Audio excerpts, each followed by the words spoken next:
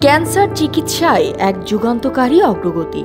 বিজ্ঞানীরা এখন প্রতিটি রোগীর টিউমারের জিনগত গঠন বিশ্লেষণ করে শুধুমাত্র তার জন্যই কাস্টমাইজড অ্যান্টি ক্যান্সার ভ্যাকসিন তৈরি করছেন।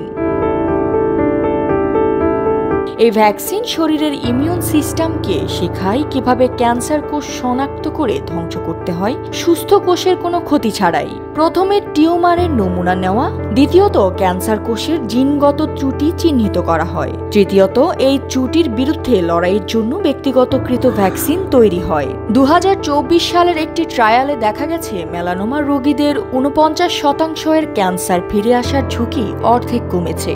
ফুসফুস, অগ্ন্যাশয় ও মস্তিষ্কের ক্যান্সারেও আশাব্যঞ্জক ফল মিলছে। এখনো প্রাথমিক পর্যায়ে থাকলেও মডার্না ও বায়োএনটেকের মতো কোম্পানিগুলো দ্রুত ও সাশ্রয়ী প্রযুক্তি নিয়ে কাজ করছে। 2030 সালের মধ্যে এটি রুটিন চিকিৎসায় আসতে পারে। আর এ জ্যোতি, দৃষ্টি 24।